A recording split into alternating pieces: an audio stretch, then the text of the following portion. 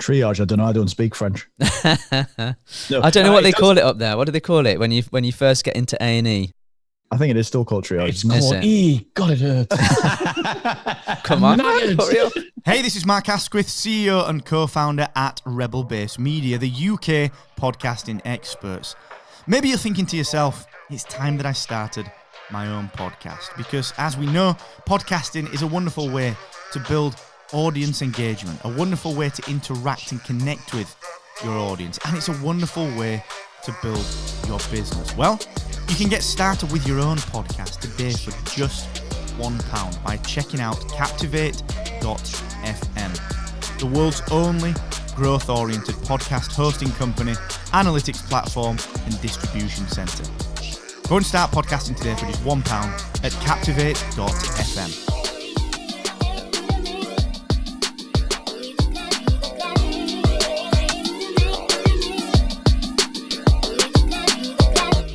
Hello, welcome to another episode of MarketEd.Live, the podcast for marketers who are looking to their own community to find out exactly what's going on and, importantly, what is around the corner for you to take advantage of very soon. Now, in each episode, we'll bring to you a guest to talk about a specific marketing topic that's going to help you broaden your horizons. That is the whole point of this show. If you're just focused on things like social media, do you know what? You need to get out of that bubble and you need to learn about SEO, branding, customer experience, and we're going to help you do that just by letting you listen to your peers. Now, we've got some great guests lined up in this season, including speakers from this year's MarketEd.Live, which of course takes place on Monday, the 30th of September 2019 at Nottingham Contemporary.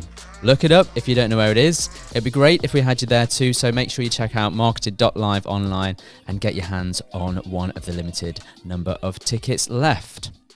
Now, in today's episode, we've got two of I don't know. I don't want to call them odd. I want to call them unique guys on the circuit. They are Rob and Kennedy. They're the founders of ResponseSuite, an incredible online survey tool used by small businesses to make more sales. There is some action here, and that is really what I'm interested in. They're also the hosts of Three Marketers Walk Into a Podcast, and they've been very charitable by allowing me to be on that show, so that's great. Now, all of that information is from their official bios that they gave me, but what they fail to mention is that they're also stage performers as well. So when you see them in September, let me tell you, it's going to be a great performance. That's what we like. So let me introduce to you Rob and Kennedy. Hello, guys. Hello. I'll take odd, incidentally. Will you? Odd's fine. Oh, good. And charitable also. Odd and charitable. Oddly charitable. Oddly charitable. There's a strap line. No jokes. Welcome to the podcast. Welcome to MarketEd.Live. It's great to have you on the show. Have I done, apart from the odd and charitable, have I done you justice in terms of what you do? Yes. I mean, sure. Come on. It's way more than I would have said, but yeah. Oh, really? Okay. I'm not sure this interview is going to live up to the introduction. Well, we'll see. We'll see. Tell us a little bit about, we'll probably come on to the stage stuff, right? But tell us a little bit about segmentation. Like, what is it? What do we mean by it? And maybe why would anyone need to even think about it? Well, selling is getting more difficult, isn't it? Acquiring new customers is getting more expensive. Finding people who are red hot for the offer that you've got and getting that offer in front of them at exactly the right time is becoming more difficult because there's more noise all over the place. So the key to making that happen more often is understanding that everybody in your audience, whether they're on your email list, in your social media following, whether they're seeing your Facebook ads or something, in your audience, they're all different people with different hopes. And therefore, in order to find out what they actually want, you need to be able to ask the right questions to put them into the right little segments, just to make sure that you're always speaking their language. You're always putting the right message in front of the right people. Is that about relevance then? It's about relevance to them at that particular moment in time. So there's this statistic that gets banded around the internet for email marketers that the number one reason why people unsubscribe from your email officially is that people are receiving too much email. And where that's come from, incidentally, is that when you unsubscribe from somebody's list, they will quite often give you a random list of radio buttons that say, which of these is the reason why you're unsubscribing? Yeah. And one of them is, I'm receiving too many emails. And that's the one that gets clicked most often. It also happens to be on the top of the list, which also does warp it a little bit. It does does, but is it really true? Because let's be honest, if I'm receiving an email every single day for a really attractive blonde lady who tells me how much she wants to date me, I'm probably never going to unsubscribe from that list because the thing I'm receiving is something I'm interested in. It strokes my ego. It's something I really want to hear from. So the real reason underneath all of that is that we receive too much irrelevant email, too many surprise tangents that people have gone off on because it doesn't really address the thing that we really care about right now. Okay, so I totally understand that because I think you're right. Certainly if I get emails and I think, well, you know, I'm annoyed about this and this isn't of interest, it might be that something else would be. So what you're talking about really is helping a business understand which message to give. Yeah, I mean, for example, let's imagine that you teach social media, right, on the internet, and somebody finds your website and they put their email address in to subscribe to your list because you've offered to bribe them with a free report that is about the top 10 trends in social media. That's great. So somebody goes ahead, pops their email address in.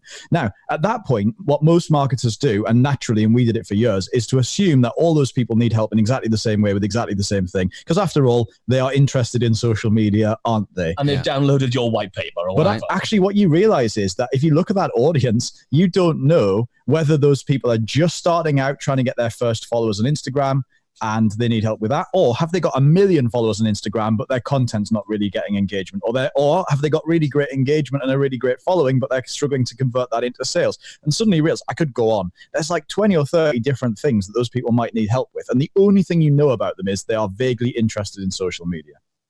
I see. So the thoughts come into my head that, you know, is this like triage almost? So you're kind of giving people an option, say, you know, if you're a multi-billion-dollar company, then, you know, their needs or the message needs to be different to your startup.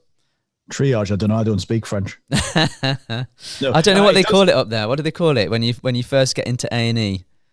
I think it is still called triage. It's called E. God, it hurts. Come on. Yeah, I mean, here's the thing. Yes, you are right. Like, everybody, despite the fact that even businesses who say, well, do you know what? I only sell to single mums who work from home, right? That might be their thing. And they go, that's a really narrow demographic. That's easy for me to understand. But actually, the truth is that when you look at that, you might have 1 million mums who all work from home and they're all in your audience. But the problem with that is some of them are motivated by different things to others. So some of them are motivated by the comfort of being able to work from home and raise their kids, whereas others are raised by, well, I want to be able to buy my son a Ferrari when he hits 18, and now I'm all motivated by money. Some of them are very stressed and they don't work well with, on their own, and they're looking for a sense of community. Others are actually, no, actually, I'm a lone wolf here. I want to go at this on my own. So suddenly you realize, like, emotionally, everybody's totally different. And so people need to hear the things that are going to speak to their motivations, to their desires and their pain points. So this is about gathering that data, that information that allows you to have a more nuanced message that's perhaps going to resonate better and therefore is going to get you better results.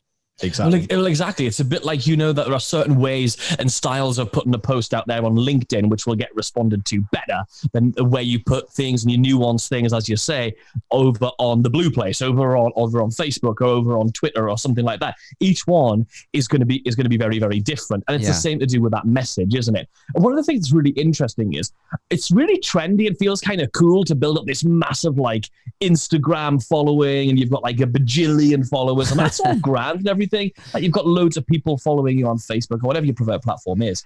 But until you have their email addresses, until they're actually in your marketing sequences, you do not own that data yet. So yes, it might feel sexier to go out there and be like, hey, I'm sexy, I'm cool, I've got loads of people liking my stuff on the old Instagram.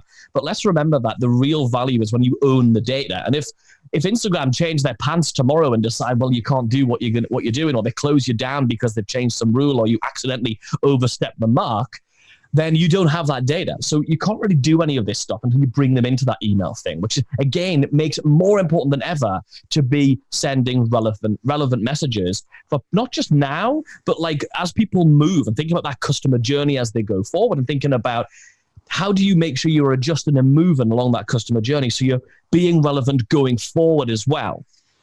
So I think you're right, because I mean, let's face it, these platforms do and will continue to change and decide to do things differently. So let's accept then that getting on an email list is important. And another thing that's interesting, what you said there about the size of audience. I don't know about you, but I'm definitely feeling from talking to lots of different marketers a sense of big is not always great. That smaller, more focused, more engaged followers or email list, is the way to go. And if people unsubscribe, then, great, happy days. They've unsubscribed. They're not for us, all that kind of thing. Is that you picking that up as well? So I think to answer this one, we're going to go over to the master of size doesn't matter. Rob, you're going to answer this one. We'll just edit that bit out. When people are, and we did this, right? When people start out with your business and you realize I can build this thing called an email list and I'll be able to email them, this is going to be great. We're all really green and like just getting started and dead enthusiastic. And you think, right, I'm going to build a list of a bajillion people and then I'm going to make a bajillion times more than somebody who's got a list of one person. And we followed that for a really long time until a few years ago when a couple of things happened. First of all, we started doing some webinars for people, and we started to see that people who had a ginormous list of many, many hundreds of thousands of people were actually sending us way less traffic than some of the newer people starting up who had smaller lists. When we dug into it, we realized it's actually those smaller lists, they were more targeted towards specifically what we were talking about. They had more opportunity to build trust and to start to like that marketer. And there's a big lesson coming out of that. If you're looking at creating partnerships, joint venture arrangements, that kind of thing, don't be so, one of the things we would definitely change if we were to start over again would be, don't get boggled by and attracted to those marketers and those potential partners who've got these massive lists. Go for people who are super targeted, even if they had like 50 people. But if those 50 people are customers and they love them, and every time that person says jump, the audience says, hey, how high? Then those are the people that you want to go for, rather than going, that person's a big name, they've got a bajillion people on their list, as Rob said. What almost every marketer will notice that as you start building your list, once you get past about 1,000 people, open rates and click-through rates drop significantly. So when somebody starts building a list and they're getting their first few dozen or 100 subscribers, your open rates can typically be 40, 50, 60%. And then if somebody's new, once they tip over that 1,000, 2,000 subscribers mark, industry-wide, most marketers see their open rates tumble to like 20%. Why is that? And then it only goes down from there. And what happens is that they suddenly think, oh my God, something's broken. I've done something wrong. I've offended loads of people. I've said something I wasn't supposed to say. I've done something wrong. Actually, that's just the way it works. And it just continues to get worse, unfortunately. And the truth is, the more people you get on the list, the harder it is to talk to each of them like individuals. So I think to a certain extent, small is mighty. So why is that then? Why would you see a smaller, lower open rate just because there are higher numbers? I think it's to do with the fact that as your list grows, because everybody is so different, as your list grows, the opportunity for those differences to appear grows. So if you've got 100 people, they're going to have some differences between them for sure, but there's going to be some correlation between them. The more people you get, the bigger those discrepancies between people come. Okay. The more variety of people you now have to try and appeal to with your writing. Now, obviously, segmentation makes that easier for sure. And also, there might be another reason now, which is that if you had a tribe of only 5 people, the chances are you've probably had personal one-to-one regular contact with those people. Whereas if you've got 100,000 people, obviously that's much less likely. So there could be a correlation to do with their expectation for how much they're personally impacted or personally connected with you as well. I see. Yeah. No, that does make sense, because you can't scale that really, can you? Not really. Okay. Right. Yeah. So what you're saying is about things like whether it's surveys or whatever it is, but by segmenting and asking people questions allows you to identify those different groups. Would you advocate? And I appreciate we're sort of getting into email strategy really, but would you advocate going, okay, well, let's say I've got an email list of 1,000 people, and I know roughly that they're split into two halves. One is like you say, mums who are working, and the other are people who work in maybe business, right? So they've got two different needs or two different things that would appeal to them. Mm-hmm. Are you an advocate of saying, well, actually, we want to try and appeal to both of those, so let's do two separate messages? Mm-hmm. and use that segment to hone that message? 2 separate messages. Some email platforms will allow you to do conditional content. Okay. So you might have some people who are tagged with one thing and some people who are tagged with another thing. So what's your favorite color? Some people say purple, some people say yellow. Okay, great. We'll tag them with purple. We'll tag them with yellow. And now when you go to send out that email, some email platforms, we use Infusionsoft. You can't easily do it with that. It would have to be 2 separate emails. But for example, with ActiveCampaign, you can just merge in a different word or sentence based on one particular tag. And so you can send the email once, but actually an entire paragraph, sentence, or word, or picture, or element can be added in that email based on that tag, which is really interesting. Okay, so my mind's racing now. So in the future, is that something that could be done by AI? I think as the artificial intelligence and learning systems become more robust, and as they continue, if you integrate any kind of learning, so dynamic learning systems, then yeah, I think you could certainly look at what is affecting people's behaviors. And it'll be interesting. It's going to be very interesting over the next few years as this machine learning stuff continues to grow, how email marketing and autoresponders and all those platforms shift with that. Because I don't know of any who are really doing anything really clever with that in terms of saying, actually, we've realized that the females between 18 and 25 on your list tend to open up your emails if the opening line is hey, then their name, versus the females who are 50 plus on your list who prefer it when you say dear Mr., dear Mrs., whatever. So I think that'll be really interesting to see how and who and if that gets adopted. But there's certainly power in that. I mean, it is being done by a lot of platforms in terms of, I don't know how many people know this or how widely spread this knowledge is, but if you log into your online banking system, for example, you'll see there's photographs of people around inside of there just as like nice placeholders to make you feel like it's not just a big empty space. But the photographs and the imagery and the language used inside of your online banking are different depending on your demographic data.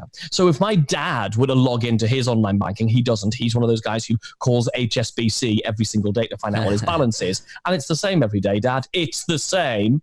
But if he were to log in, he would see pictures of people probably 70 plus. My dad's 74. So he'd be seeing pictures of people who are 70 plus, sort of that whole trust thing. Whereas when I log in, I see trendy business people who are probably like techpreneurs with their laptops. So even looking at your user experience of how people identify with your content can absolutely and is being absolutely shifted right now. Wow, I've never paid attention to that. I am so looking at my bank straight after this. And it will tell you a lot about what the bank thinks of you. I know. So if you see old men. I know. Do you know, that is, do you know, so I once went to one of these tech shows and this was before personalized billboards were really that possible, but it was like an early prototype. This is some years ago now. It's an early prototype where you walked up to the billboard and it identified what your demographic was as you walked up to it, and then shows you an ad that was relevant to you. It would have been fine, except that I was classed as a 50-something woman and got showed like some kind of, I don't know, pants thing. I don't know, but it wasn't. It was a long time ago. I can't quite remember, but it definitely wasn't relevant. But I think that's quite interesting because it is data. It's data that I guess in this example that we're talking about that we would have. Because, like you're saying, we're collecting the data really because it's our data. Of course, and the thing is, for many of us are smaller businesses than those massive monsters who are collecting all of that data, your Googles and your Facebooks of this world. That sounds like a real intimidating beast to even try and move towards. But really, if you think about it, if you just start collecting information by asking people for that information, what's your opinion about this, and do you prefer that, or what's your current struggle right now, what's your current challenge, and you can start just giving more direct information. One of the things Rob and I often talk about is how the way we consume everything these days is very, very different to when. Do you remember when we were younger? We used to run home from work or school in order to watch our favorite television show, to catch that show we really wanted to see. Whereas these days, look, I mentioned my dad before. If he calls me up and says, "Hey, Kennedy, are you watching that thing on?" And then even before he says BBC One or on whichever channel, I know the answer's no, because do any of us consume content that way? That is no, so we true. don't. I've had the exact same conversation with my dad.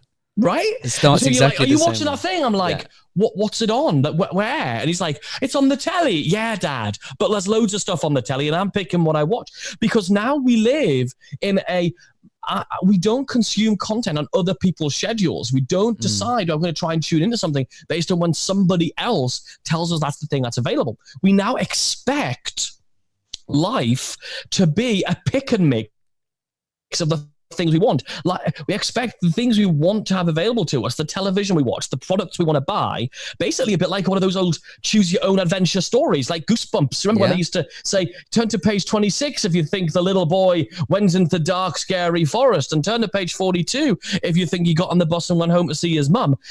They were my favorite books because I got to choose what the outcome of the story was. And that's the world we live in right now. We can choose, do I go to that website? Do I want to watch that piece of content?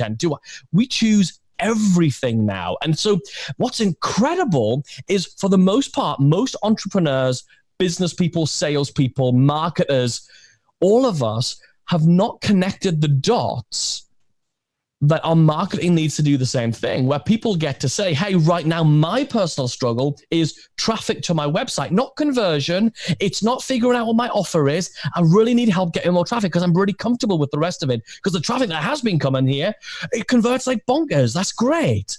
So I really need help with that one thing, rather than you now putting me through a whole bunch of communications which are totally irrelevant to me. Let me pick and you can help me sooner. It seems quite obvious when you explain it. Like that about, taking information about, well, what's your challenge, or do you struggle from these things? They're very straightforward questions to ask and very relevant questions to ask. But I'm wondering how far we should be taking that. So I'm going to, let's talk about GDPR. Okay. Which is around personal data. Now, I guess if we're asking the question, they're supplying it, so they must be giving consent. But is there a risk that we ask questions that are not relevant and are a bad idea to store that information on? Of course. I mean, one of the things we have built this platform, ResponseSuite, which allows you to build your own surveys. We don't build them for you. We've made it so simple to build this level of intelligence for yourself without having to know anything about technology or anything like that, without any, which means we've given people the freedom to ask whichever question they want to ask. But the way to think about this in terms of making sure you don't actually fall foul of any kind of legislation or overstepping the mark is... Quick disclaimer, we're not lawyers, but... Yeah, absolutely. I mean, we're not lawyers, but you should make sure what you're doing is good and proper and legal and ethical as well above everything. So is to think, what is the purpose of my survey in this case, or the question that I'm asking? The reason that you could fall foul of some of this, one of the reasons you could fall foul of some of this, is some of the same reasons that some people might end up with lower completion rates of their surveys than they might expect. And that is basically most of the surveys that we give feedback on for our customers, because we're constantly in dialogue with customers, is that you haven't decided what the one single intention of this survey is. Is it to get feedback? If it's just to get feedback, ask your feedback questions, nothing more, nothing less, move on. If the intention of your survey is to find out how you can offer a new offering to that person, then ask the question you need to ask, or the questions you need to ask in order to fill that one singular focus. If you're asking anything more than that, or let's put it another way, if you've got a survey right now and you want to get better results from it, a really simple thing to do is go to that survey, open it up right now as you listen to us, and look for any questions you've made non-mandatory, non-required questions, and ask yourself, well, if it's not required, why am I asking the question? Because if it's not a required question, then it probably means you're just doing some filler. You're probably asking some questions because, air quote, it's the thing you're supposed to do. The truth is, the thing you're supposed to do is serve the client really, really well, and fulfill on the one singular thing, that your one single objective that you set at the outset of running the survey. So if it's to run a survey as an application form, well, what do you actually need to know in order to get somebody on a call to see if they're a really good fit? Do you need to know if they've got the right budget, or if they're in the right phase of their business, or if they need help with the thing that you actually solve? And above and beyond that, don't ask any more questions, because you're putting yourself at risk, and you could also be putting yourself in a place where you're going to reduce the completion rates. So it's about really getting focused on the why, which we hear all the time in marketing. But if you have that one singular why for your survey, then you're going to end up being able to achieve and drive that person forward, help them out, and also drive more sales for yourself. You must see a lot of surveys. Yeah. Right. So is there any, we're getting specific now, is there any sort of guides, do you think, in terms of how many questions one should ask, or how many pages? I mean, if I see something that's like, you fill out a page and then you click next and it's like you are 5% through, it's like, no thanks. But is there any kind of like optimum number of questions, or how long it should take, or something like that, to get better responses from people, or better completion rates perhaps?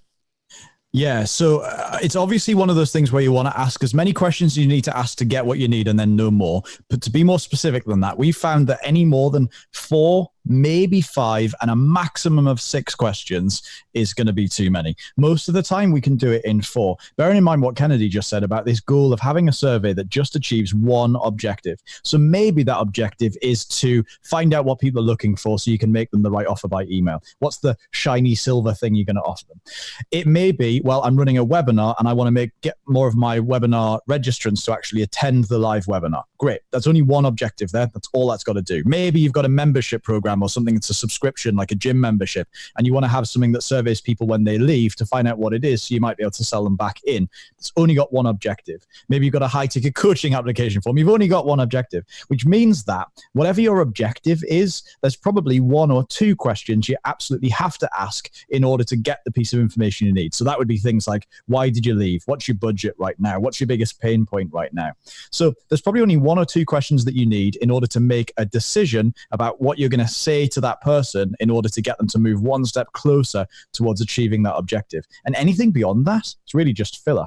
It is. And some other golden rules for putting your surveys together is, we have a saying here at ResponseSuite, which is have people click, not think.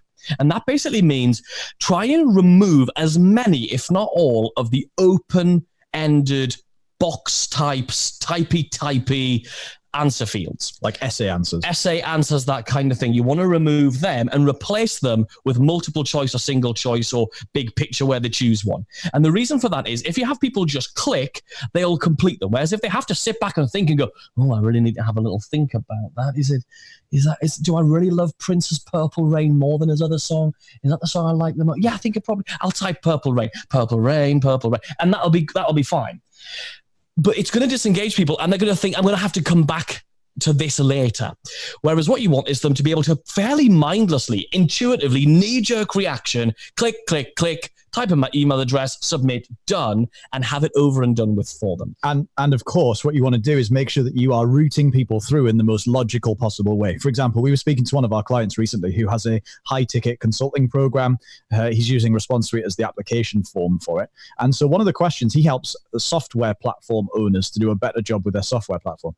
And one of their questions was, do you have a software platform right now? And one of the options is no, in which case you just need to get to the end of the survey really quickly, the end of the form, because there's nothing else. There's any point in asking those people because there's nothing else they can do right there. So we just changed it. So as soon as they click no, it hides all the other questions and just gets them straight to the end. Mm-hmm. So just make sure that as you route through, you're passing people down a path where you only ask them stuff that's still relevant. So this idea of mass personalization that we talked about in the emails, so you're only sending irrelevant emails, is the same in the surveys you send. So for example, what you should also do is make sure that you're connecting your surveys to your email system so that it passes all that feedback that, oh, I really need help with this, or I know I don't have a software platform, into your email marketing system or your CRM or whatever. So now you can do the perfect follow-up with that. So again, that all joins up as that perfect journey for that person. Because it then looks super relevant and they're more likely to exactly, to man. read Yeah, it. totally. I mean, you get this stuff. Can I just ask you then about, because I'm kind of again thinking, and this is what happens on this show. Like I interview people and I'm like, shit, I've got a lot of work to do now. We could talk about this stuff all day. So keep going. But is it better then? So what you're saying is it's better to ask fewer questions. And I would admit that I tend to be asking a lot. And now I'm thinking, right, okay, I need to kind of cut that out. Is it better, therefore, if you have got a fair few things to ask, is it okay to send multiple surveys, but with fewer questions? So that over time, I mean, I'm not saying like one a day, but over time, you are gradually getting the information that you need. The surveys sort of serve two different functions. The first one is that you get to run it as part of a campaign now and probably make some instant sales. But the other bit of it is that you're also able to, so what we would recommend is the other questions you have that are not deciding factors on what you're about to promote to them would be gathering useful data for the future. So for example, you might say, okay, well, great. What I want to do is I want to collect data about everyone on my list who is male or female, or within these age brackets or something, so that later, if you're going to run an offer that is strictly for people at a certain age range or a certain gender or both, you can just pull up a quick matrix of all the people who have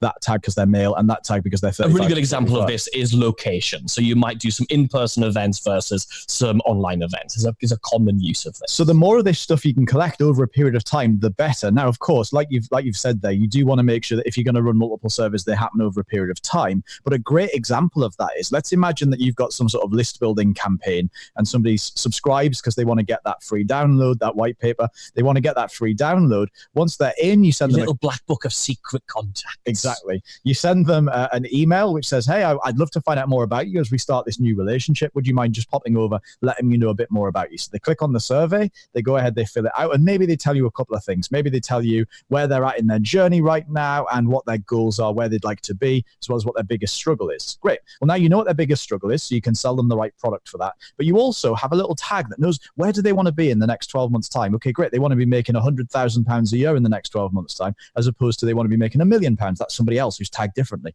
Great. That's really useful information. Now, as they go down the line, maybe a month later, you promote a webinar to them and they register for that webinar. And on that webinar, you're going to talk to them a bit more about social media, for example. And now they go ahead and they fill in a quick survey to say, I'm looking forward to the webinar and here's a bit more about me. And you might ask them some different questions like, what's your favorite social media platform to use? Where's your audience? And they go, I think my audience are on Instagram. Great. So now you've got a little tag that says, well, that person is looking to make 100 grand in the next 12 months and they like Instagram. So you're sort of collecting this really useful data over a period of time, which allows you to make all of your future communications more relevant, as well as that one campaign happening right there and then. Smart. And again, it comes down to data and where you store it, I guess, so you can use it later. But I do like that approach. Here's a question for you. You talk very vivaciously, if I may say so, about this kind of stuff. And I'm wondering, in your alternative careers as mind reader and hypnotist, how these things fit together, right? So did you? I don't know which came first, actually. The tech, or the. I don't know. What came first? So, I mean, basically, Rob and I independently have been entertainers for Rob for 16 years, me for 17, mainly because I'm older. Yet not wiser. Makes sense. Indeed. And my redhead friend. And one of the things, so what the thing is, I've been performing after dinner at conferences, doing the mind reading, comedy after dinner mind reading thing for these 16 years, where I mainly perform at like conferences and awards dinners and that kind of thing. And Rob's been doing the hypnosis thing and theatre tours. He used to live in Greece, one of the Greek islands, performing for holidaymakers for years. So we were doing that. But one of the things that people don't realize about entertainers is your show is probably 45, 60, maybe 90 minutes in length. But the rest of the time, you're either in a departure lounge waiting for a flight to go do a show. You're waiting in the hotel or in the bar before the show. It's the next morning, you're traveling home from a show. So basically, for a 45, 60, let's even say 90-minute show, you've probably done a couple of hours travel to get there, a few hours travel to get back. There's a load of wasted time. And so during that time, we independently, and we didn't know this about each other, even though we've been friends for a long time, we ended up being online entrepreneurs, sort of like closet entrepreneurs. Closetpreneurs, if you like. Oh, that's a nice. Yeah. So, quick, register the domain. Yeah, right, yeah. .com. And And so we ended up doing this, and what I ended up, for me, I ended up by accident doing what's known as information marketing. I didn't know this at the time, but I would basically get people asking me saying, Kennedy, how come you're so busy? You're doing 3 to 4 shows a week and all these things. You're getting paid very nicely. You have a lovely lifestyle. I'm an entertainer too. How do I do it? And I sort of started green with envy. Yeah, they were. They were like, oh, I don't really know how to do it. So I said, well, I can coach you if you like. So I took on a couple of coaching students, and that was good. But then I wanted to scale that up because I thought I've got loads of free time. I could do something. So I ended up having an online, and I still have it right now. I still have it's a membership program. It's online with an offline print newsletter that I have members right across the world, where I help them to build their entertainment businesses, sales, marketing, motivation, productivity, time management, all that sort of stuff. Because like most of us, we ended up having a business because of the thing we were passionate about in the first place. And Rob had a similar story. People were asking him to help them with hypnosis, and then, will you help me to overcome my fears and phobias and all that personal development stuff? And he ended up forging a world of expertise where he was also marketing himself on the internet. And through doing that, we both ended up with this problem where we understood the power of asking questions to understand our audience, so we could put the perfect offer in front of each person that they were gagging to buy every single time. And so we thought, well, why the hell don't we just ask them and put these surveys out that everyone's doing? Instead of using surveys just like as the cul-de-sac of your marketing to collect feedback, why don't we instead use them as like a fulcrum to bring one sort of marketing and sales process or conversation to an end while opening up the next one? And when we looked around online, we couldn't find a platform that did it in a complete way, in the most complete way. And so Rob and I, neither of us are technical whatsoever. We hardly know our / from our /. It's true. And so we thought, how are we going to put this together? We both were independently looking for something to invest in. We both had a little bit of savings to one side.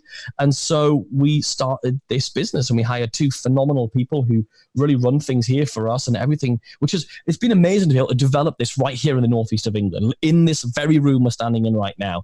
It's all happening around us, and we can be disruptive and challenge everything from the perspective of 2 people who are not technical, and we need to make it work in our businesses. And we run the campaigns that we share with people with ResponseSuite in our businesses and test them out in there. And it's just great to be able to share all that stuff with people and watch other people get results with it as well. Of course, we're now building a business out of this, and to be able to do that as well and have other income coming in while we're out doing the gigs as well. So that was my monologue. I hope you enjoyed it. Cool story. No, I do. And who is this voice? Oh, Root, it's your mum. Excellent.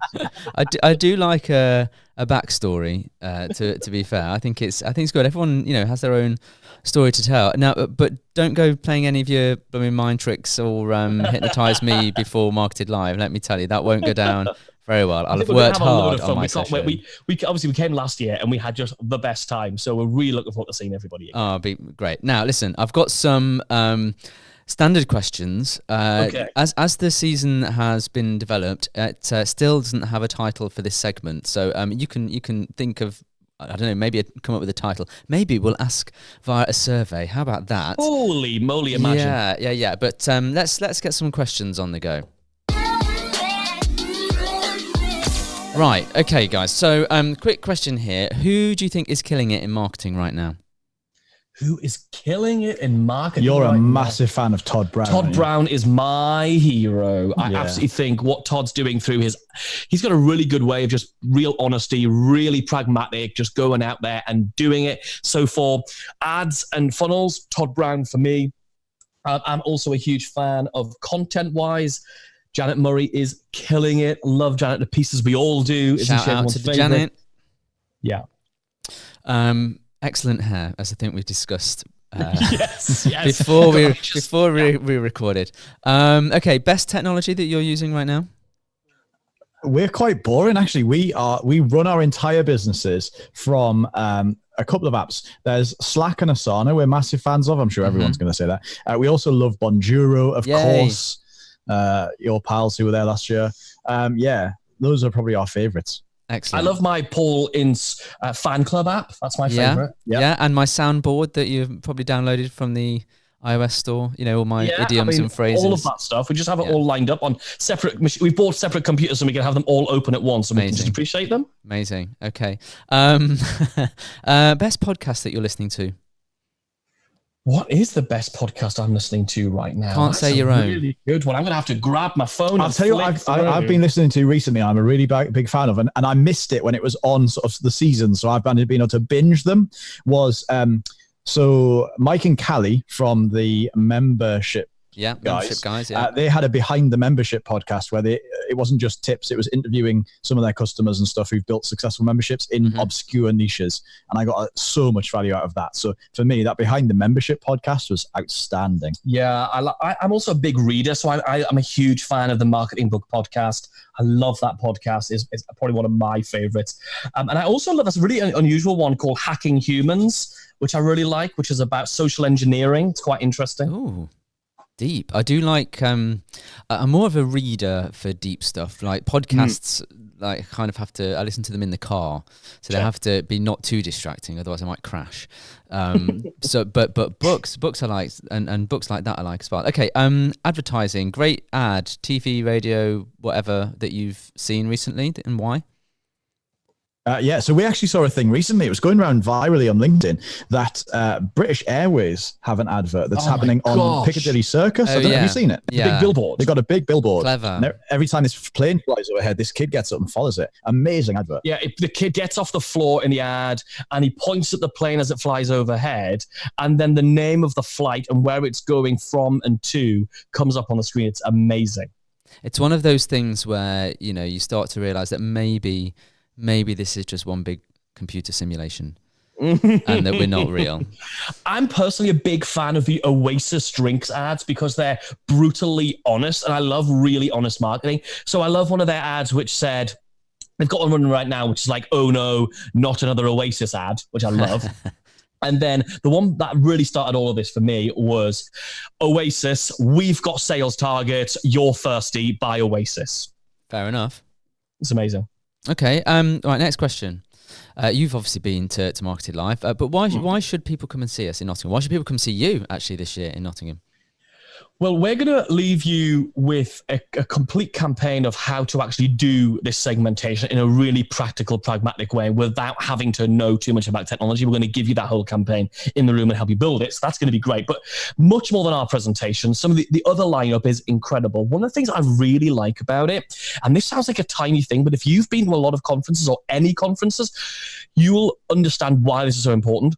The way you and your team take care of the delegates to such a tight degree by looking after a really tight, welcoming session where there's sort of like nibbles and breakfasty stuff going on, and then the lunch, that whole thing being really well organized, where there's a lot of focus on the delegates, because when so many other conference organizers are busy pandering to the speakers, they sort of forget the delegates in a way. You guys really put a load of emphasis on making it a great experience for the delegates, and that connectivity you create between the delegates, where there's like networking in the room. It's not like anything you can get from watching an online course or anything like that. You create absolute networking opportunities for relationships, synergies, partnerships to actually happen in that room. So I think that's a real strength you guys have got. There are so many conferences and events, and I'm using that word in air quotes now, where somebody's hired a room and there's one of those pull-up screens, like you get the easel out thing, you fold the screen around and pull-up screen, a projector on a table. And I'm guilty of having run one of those. And this is such like the next level. Like I knew it was going to be good, but honestly, when we walked into the room last year, I was blown away by just how great the place looks. It's very snazzy. Thanks, guys. I mean, it is actually a performance space, so I guess you would appreciate that from the things that you do. But I think you just nailed it actually in terms of like how we think about that delegate experience. But thank you for that. Look, thank you so much for being on the show today. It's been really insightful actually, and it's been great to talk to you. Where can people find out a bit more about you and ResponseSuite? Well, before we tell you that, we've got a little confession to make, Paul. It was something we didn't tell you about before we started, so I'm sorry, my man. We had a secondary secret agenda, like a theme or a topic, as we've been talking to you. So it's got nothing to do with surveys or marketing or segmentation or emails or Nottingham. It's got nothing to do with any of that stuff at all. But we've been using certain turns of phrase, certain themes, the way we've been speaking about things. And we'd like to see if the listeners can figure out what it is. And if you can figure out what it is, tweet us us at ResponseSuite. For example, if the theme was, I don't know, farmyard animals, then I might have said something like, oh, we went to that restaurant and I was really pigging out. See? Now, it wasn't farmyard animals and it wasn't restaurants either, but that's just to give you an idea of how our brain works. As a hypnotist and a mind reader, secretly sprinkling little thoughts into your mind about this theme. So what do you think the theme was? If you can figure it out, if you want to listen back and then tweet us at ResponseSuite, we'll figure out some kind of lovely prize. Maybe cuddles. I don't know what it's going to be when you tweet us at ResponseSuite. Now, in terms of if you want to find out more about us, the first thing you should do is book a ticket to MarketEd.Live and come and meet us in real life. We'd love to do that and see us speak and learn all that sort of stuff. And the other thing you could do is if you want to check out a 14-day completely free trial of ResponseSuite and see how easy it is to literally, if you can use Canva or something simple like that to drag things together, and you want to build these campaigns using really smart marketing surveys without having to do any thinking, you could do that by going over to ResponseSuiteDeal.com/likemindmedia. And if you do that, we're going to give you a little extra thing for being a pal of Paul's as well. Yeah, so if you go to that link that he's just given you, not the normal website, and sign up for the 14-day free trial, we'll actually give you a 4-part video program that we put together called the Survey Marketing Masterclass. We basically teach 8 complete campaigns, end-to-end campaigns to go into different bits of your business using surveys. Whether you want to use ResponseSuite or not, you'll get that for free. And you'll also get a free one-on-one implementation call with me or Kennedy. It's not going to be handled by like an assistant or a member of our team on the other side of the world. We actually get in down and dirty in the service with you and help build it all out. So just head over to ResponseSuiteDeal.com/likemindmedia. You'll be able to see all of that stuff. And obviously, Suite is spelled S-U-I-T-E. That is wicked. I think you've also raised the bar for guests because, every guest that comes on after this one, I'm going to be asking, what's your offer? What are you giving the listeners? What you're doing? Thanks, guys. It's been an absolute pleasure to talk to you. Our pleasure. Thank you.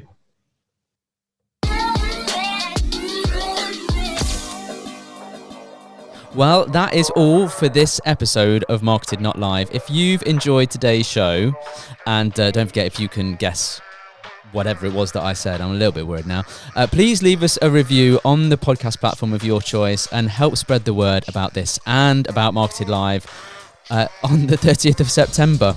Remember that our event brings together experts from all marketing disciplines, so if marketing's your thing, we need to see you there.